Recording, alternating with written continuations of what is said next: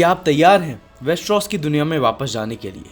एक ऐसी कहानी जहां ड्रैगन्स उड़ रहे हैं और टारगेरियंस की लड़ाई शुरू होने वाली है। हाउस ऑफ द ड्रैगन का सीजन 1 पॉलिटिक्स, बेट्रेयल और एपिक बैटल्स का एक ऐसा सेगा है जो आपको स्क्रीन से ग्लूड रखता है। तो चलिए जानते हैं इसकी कहानी इस रिकैप के साथ। कहानी शुरू होती है एक ग्रेट काउंसिल के साथ, जहां 101 AD में एक नए ईयर को चुना गया है।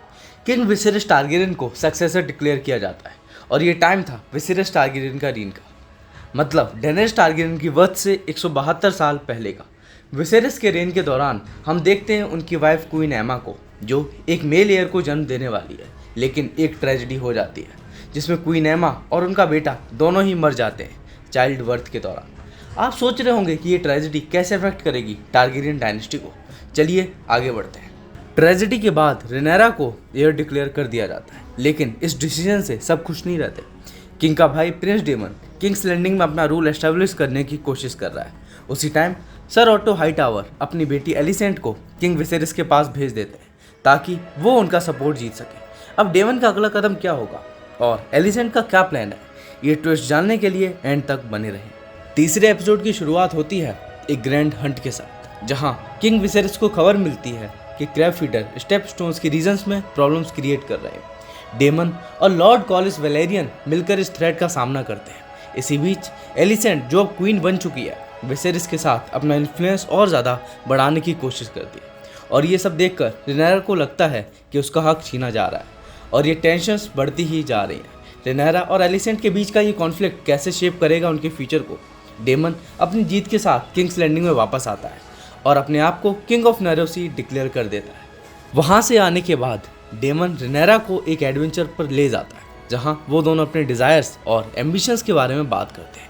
उसी टाइम ऑटो हाईटावर को रेनेरा और डेमन के क्लोज होने का शक होने लगता है और वो किंग विसेरिस को वार्न करने जाता है। तो क्या लगता है आपको, रेनेरा और डेमन का ये रिश्ता सब कुछ बदल देगा? Well, let's find out. Rhaenyra की मैरिज अलायंस फिक्स होती है सर लेनर वेलेरियन के साथ, ताकि वेलेरियन और टारगेरियन हाउसेस को स्ट्रेंथन किया जा सके। शादी के सेलिब्रेशन के दौरान सर क्रिस्टन को, जो कि रेनेरा के क्लोज फ्रेंड बन गए थे, उनका इन्वॉल्वमेंट कुछ अनएक्सपेक्टेड प्रॉब्लम्स क्रिएट करता है और एलिसेंट अपने अलायंसेस बनाने में लगी हुई है ताकि वो अपने बेटे एगन को फ्यूचर किंग बना सके। रेनेरा और एलिसेंट के बीच की राइवलरी और भी ज़्यादा इंटेंस हो जाती है। शादी के बाद रेनेरा अब एक स्ट्रॉन्ग लीडर बन चुकी है, जबकि एलिसेंट अपने बेटे एगन को सपोर्ट कर रही है।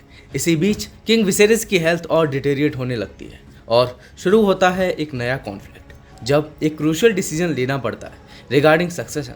किंग विसेरिस की बिगड़ती हेल्थ क्या रंग लाएगी? पॉलिटिक्स का असली मजा तो अब शुरू होगा। लॉर्ड कॉलिस वेलेरियन की डेथ के बाद ड्रिफ्ट मार्क का फ्यूचर अनसर्टेन हो जाता है। इसी बीच रेनेरा और डेमन अपनी पोजीशंस को स्ट्रेंथन कर रहे हैं और एक शॉकिंग रेलिवेशन होता है एक सीक्रेट अलायंस के बारे में, जो पूरी पॉलिटिक्स को ही बदल सकती है। ये सीक्रेट अलायंस है क्या और ये पॉलिटिकल लैंडस्केप को कैसे बदल देगा, सब जानने के लिए वीडियो एंड तक ज़रूर देखें।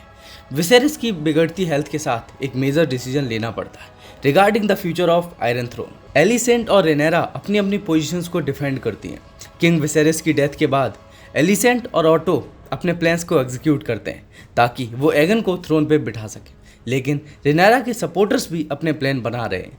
House of the dragon season उनकी एंडिंग इतनी धमाकेदार थी कि हर कोई शॉक में था। रेनेरा का गुस्सा, डेमन का बिट्रेयल और ड्रैगन्स का पावर स्ट्रगल, सब कुछ जैसे लास्ट एपिसोड के लिए बचा रखा था। एंड में रेनेरा का बेटा लुकेरस एक पीस मिशन के दौरान एमन टारगेरियन के हाथ से मर जाता है। रेनेरा जब वो खबर सुनती है तो जैसे बिना कुछ कहे ही बहुत कुछ कह जाती है। एमन, जो शायद सिर्फ लुकेरस को डराना चाहता था, पर अपने ड्रैगन वेगर को कंट्रोल नहीं कर पाता, और फिर जो होता है उसी की कॉन्सिक्वेंसेस अगले सीजन में देखने को मिलेंगे।